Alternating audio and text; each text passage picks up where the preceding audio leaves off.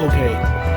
Oh, okay. So I'm starting the update for the Namor patch.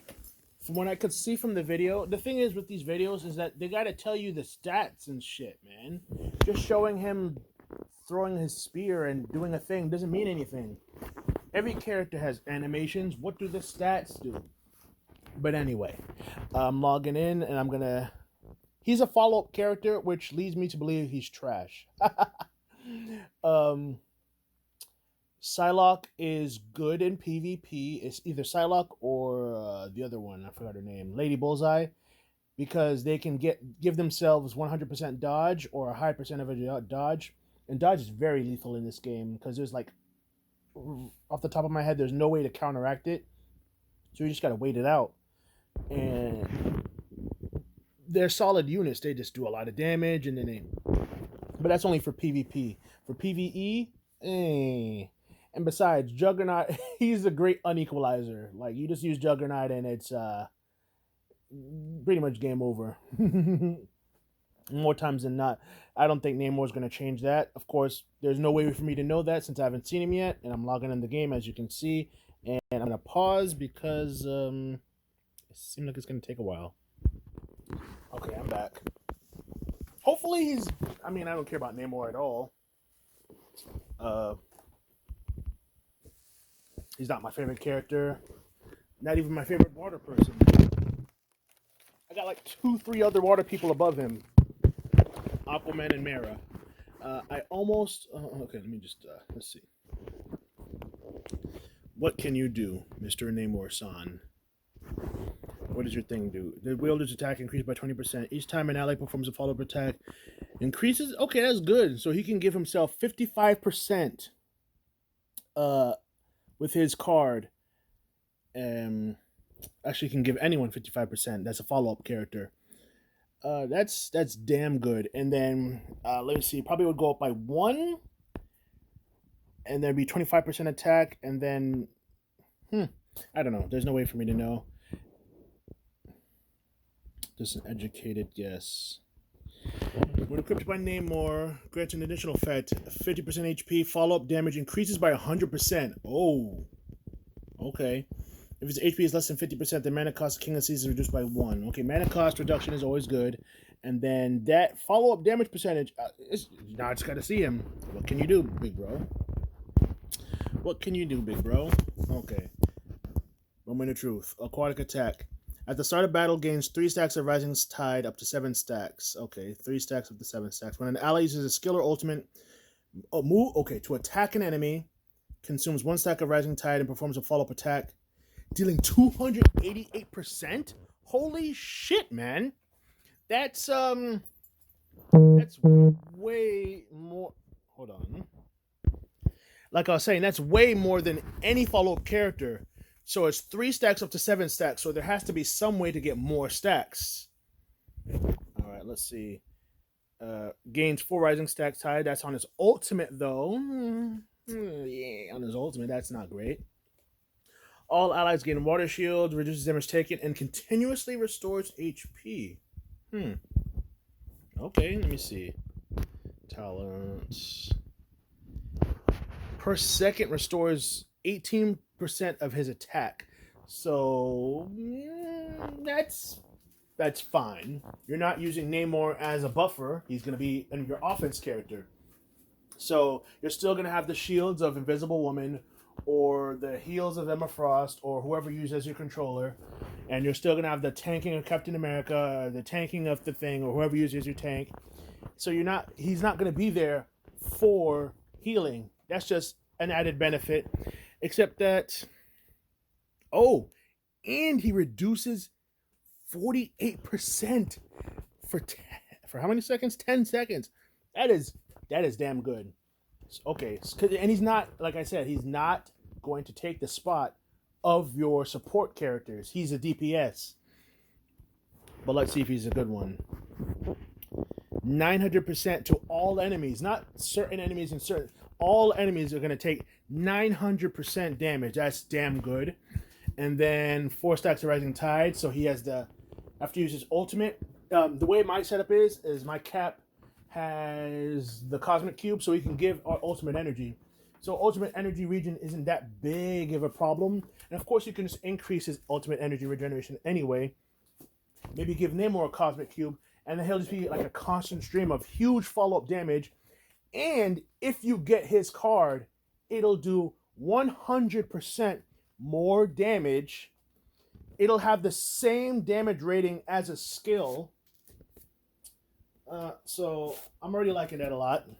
Okay. So far Namor, I'm liking Namor a lot. Let me look at his last skill.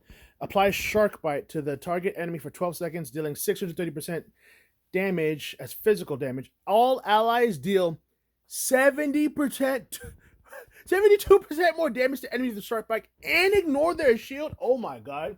This is anti-Invisible Woman. This is anti-Juggernaut. This is anti-Cap.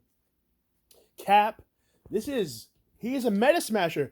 What did I just say? I think I just said he's not going to be smashing any metas, and here he is, smashing metas. He's giving damage reduction. He's giving heals. He's breaking your barriers. He's doing follow-up. He's doing too damn goddamn fucking much. Oh my god, Namor.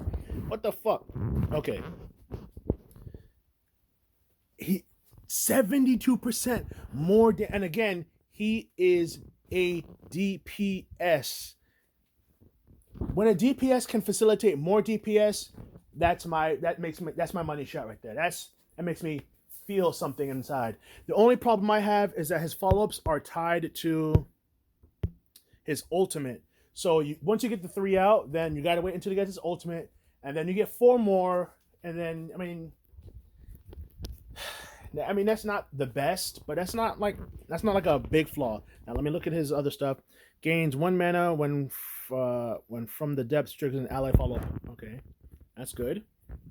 He's a mana regenerator too, so he'll gain 3 mana. Wait, is that?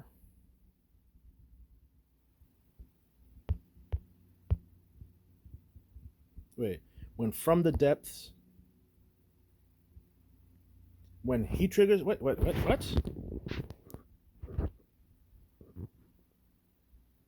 Can he trigger his own follow-ups? Because if he can, then this is just like a refund. So that's not the greatest, because it's just a refund. But I guess, he can manipulate his mana, and then he can, if you get his card, then you can lower his mana use. So that's not bad, I guess, okay? Healing effects from Water Shield on allies. Okay. So this will turn into like, let's see, 27%? Yeah, 27% of his attack healing if your HP's. So again, he is not a healer. That's just some extra goody good. Okay, I like that. Imperious Rex increases all allies follow-up damage by 50%. That's pretty much just for him. So he'll get 50% increased follow-up damage from this. And then he'll get 100% from his card. That's 150% more follow-up damage on a 288% follow-up rating. Follow-up. Okay, that's a lot. Okay, I'm impressed so far. I'm impressed. Do I think he's necessary? Again, no. It's just the nature of this game right now. You don't need the latest released characters to top. If you want to be competitive in certain places, sure, I guess. But there's not really like, oh, wait. I say that because my guild is still low level, so we haven't been able to go into the war zone and other guild-based things. So I can't speak on that. But everywhere else, Super Flow, Story Mode, Chaos, Crimson, this, that, Game of Khonshu. No. You don't need these new characters. You do not. I'm going to pull for him because I've been saving up resources because I haven't felt the need to pull for anyone else. Gambit was underwhelming. He's a good character. I said he's a good character, but you don't need him. Namor is a good character. Namor is a meta smashing character, and he's redefining the DPS role. For me, in this game, in all games, but in this game especially, the DPS has to have something special. Like Thor. Thor is a DPS, and the reason why Thor is so great is because he chains on every basic attack to multiple enemies. So he's huge. He's beastly at wave clearing, And a lot of the game's modes requires you to clear waves or to fight multiple enemies at once. So Thor does that better than anyone else. Scarlet Witch does single target better than anyone else so far. Gambit, I haven't used him outside of his showcase, so I wasn't too impressed there. I know he does a lot of strong single target damage, but is it worth investing money, your paycheck, into getting him? I'm gonna say no. Namor, on the other hand, I was getting ahead of myself. The 72% more damage is great, but again, there's 3 characters on the team: the DPS, the tank, and the controller, or however you want to set up your team. So the 72% is just for him, because he's the only one that's going to really be doing damage. Obviously, Cap and all these other, they do damage, but they're not damage dealers. They're not going to put up those big numbers that you want. But I was thinking about this wrong. Allies deal 72% more damage. So, it's gonna help. All of it's gonna help, and it's gonna do a lot of damage. And then the follow-ups here, and then the heals here. Now let me look at his Soul Saga. This is the moment of truth, because he's already a beast. I'm already impressed. And this can only make him better. When an ally deals damage to an enemy with Shark Bite, that ally's crit rate increased by 25%. If it is follow-up damage, crit damage is increased by, okay. So that's, he's increasing crit rate to enemies with Shark Bite. So everybody gets 25% crit rate, and that's going to increase damage. And if there's a follow-up damage, which Namor's, that's his thing, it's going to do 50% more damage. That is bonkers. Allies with Water Shield deal 25% more damage. If it is follow-up damage, it is a further... Okay, so he uses the Water Shield, right? He's healing, he's reducing damage, and he is increasing... Oh my goodness. I was glazing Falcon, because Falcon's Wing Shield can get so much functionality. But look at this. This is giving you just as much functionality, and I would argue it's a better skill, because it's not... all allies. It's not a targeted thing. It's just all allies. Falcons is a targeted thing. So if on auto, it's not gonna work it's not gonna work the way you want it to. But with this, it's gonna work the way you want it to. It's just gonna give you all allies heal, regen, and damage increase by 25%, and it increases follow-up damage in case you just want to be nasty. Namor performs a follow-up. He gains 30 ultimate energy. Again, that's fucking bonkers, because he starts out with 3 stacks, so that's 90 ultimate energy on a follow-up, which is very easy to get. And then with my Cap, not your Cap, my Cap has the Cosmic Cube, so he can give out more ultimate energy. And then what else? Also, you can just give him ultimate energy regen, and then he'll be able to facilitate these more rapid fire uses of his Imperious Rex thing, or whatever his ultimate's called. And then once he uses it, that's 4 stacks of the thing, and that's 4 follow-ups, which gives him 120. So he has a 180%, no, not 180, what is it called? Energy, ultimate. He has a 180 ultimate energy ultimate, 180 energy ultimate, because every time you use it and you do a follow-up, you're gonna get the 30. So, oh my god, the rotation on that is, and it's an all. It's not targeted. It's all. It attacks for all. Oh my god, Namor, you're disgusting. Holy shit. Mana cost from the depths decreases by, and again, from the depths has a mana return policy. So you use from the depths, it costs 1 less, and then it returns 1. So, damn. Aquatic attack no longer consumes rising tide. What does that mean?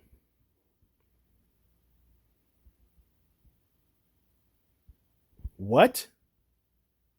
Hey. I must be reading this incorrectly. Because if this is the case, Namor is the most busted character here in the game. Hold on. At the start of battle, gains 3 stacks of rising tide up to 7. When an ally uses a skill, What? Namor's busted. Do you guys know what this means? Okay, maybe you do, maybe you don't. He he does not consume Rising Tide anymore, which means that he'll have a permanent 7 stacks of Rising Tide, and every time an ally uses an attack, he'll follow up. And there's no consumption anymore. So basically, at 8 stacks, he'll get no, at 7 stacks, he'll get 7 times 8 is don't make fun of me, I don't remember off the top of my head. 7 times 8. 54. 50 he'll have a permanent 54% attack. You no longer have to fumble around to get Rising Tide stacks because they're permanent now. He will constantly follow up on every single attack. I think even his own attacks. From what the game is letting me believe, he's an S rank character. If you're gonna pull for any character in the game, it's Namor. Right now, like he easily replaces your favorite follow up character in terms of functionality and damage. 288% rating. Listen to that. 288% rating. And if you get his card, it's 100% increase. And then I read it to you. I'm not making this up. I read it to you. That all of these things here increase his follow-up damage, his crit follow-up damage, his follow-up damage percentage. He will be hitting so motherfucking hard. And then if you can get him to here, if you pull out your wallet and you just have no fucking sense whatsoever, and you get here, or you get so goddamn lucky that Odin himself will jerk you off. I don't know. If you can get here, he's the best character in the game, bar none. He'll follow up on Cap shield throw with the 280%, the blind, the this, the that, follow, and just the damage will be so fucking insane. Okay, wow, Namor is that guy. Okay, and then oh my god, why did they make him so powerful? He does not deserve to be this powerful. Fucking losers. Loser developers. Why'd you do that? Why'd you make him so goddamn powerful? Ooh. Where's my Namor? I want Namor. Can I get one Namor, please? Can I get one Namor? Wow. Not even one Namor? Wow. Okay. So as you see, I did 30 pulls. No Namor. I'm gonna do all 50. Hopefully get him, and then get his card. I really want to get another copy, because getting that 25% damage increase would be really great. But the card just makes him just so freaking lethal. Let me just do his trial real quick. I'm just glazing. I can just see how he functions. If he functions the way I think he functions. Because if he does, then he's just something different. Let me see. Oh.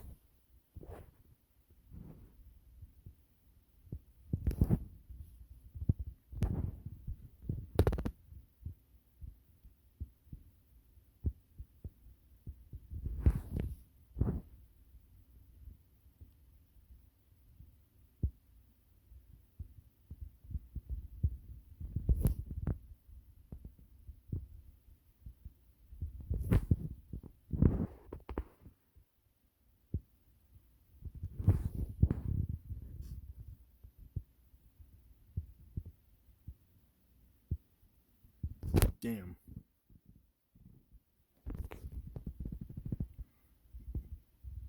Yeah, he functions exactly as I thought.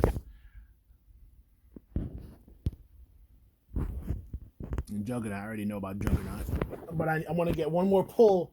Maybe I get lucky on camera, you know?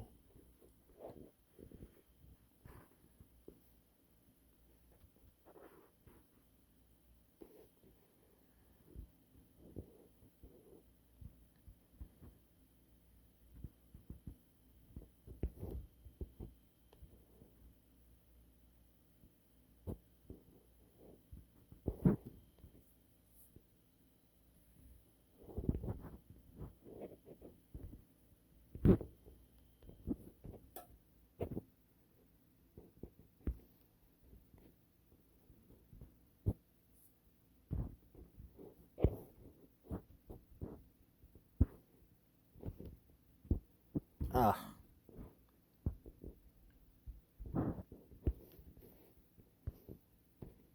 Oh, messed that up. It's fine.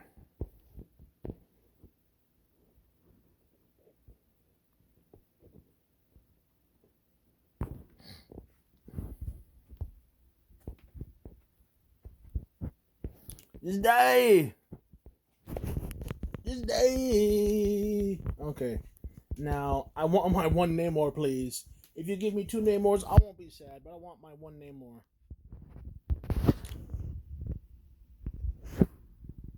Ah! That's not Namor! Oh, Lord. Okay, well, I still got 20 days, and maybe I'll come back and be like, oh, no, he's not... No. Wow. No. He is so much better than you guys can even imagine. He's probably gonna completely because okay, so I was talking about Thor and why Thor is good. Thor is good is because his basic attack can chain to multiple enemies and allows him to be really good for wave clearing. Now let me tell you about Namor and why he's better than Thor at the wave clearing. Well, not better, he's different. Let me say that he's different because with the follow-ups, because now if you get Max Namor, I think Max Namor is the best character to max in the game, and it's not even close. Especially if you build him a certain way around a certain team. If you can get a character like Captain America, he gives the energy region, and then he throws a shield, and that's damage. That's going to go follow up, and then Invisible Woman's going to throw out stuff, and then it's going to follow up, and then it's going to give him ultimate energy, and the cycle is going to be so rapid and so consistent, and then he'll be able to drop a 900 damage rating AoE on the field. And then again, if he's maxed, he does not consume anymore, so he doesn't have to worry about managing. So all you have to do is just keep throwing out attack skills. So if you can, he works in the team I'd already have, and I'm trying to think if it's worth it to use a different team, but I don't think it is, because the reason why Cap's good is because he has the energy manipulation.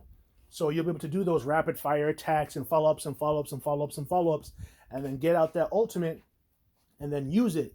And there is no limit now for Namor, because if you have him at max, if you don't, then you got to manage. But if you do, then you don't have to manage, and you can just keep throwing out attack skills. And he'll keep getting that ultimate energy, he'll keep following up, and then you get to keep using his ultimate, and it's just going to be... So while Thor can swing his hammer, and and kill things, Namor can drop his ultimate, rapid fire. Especially, I only have one Cosmic Cube, so it's on Cap. But it's going to kill his attack rating for sure.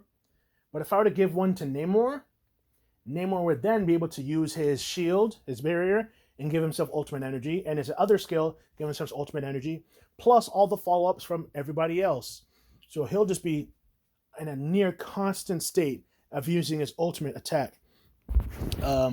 He is the guy to get, and I am very annoyed that I did not get him right now. So I gotta...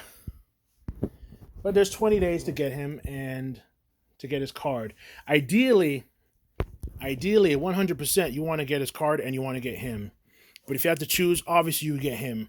Because he's good without the card, but he's better with the card. Because, did you hear what I said? 100% additional follow-up damage if you have it on Namor. And that's not including all the other percentages I told you about. And it's permanent if you get him maxed. If you don't get it maxed, you got to manage it. I said that.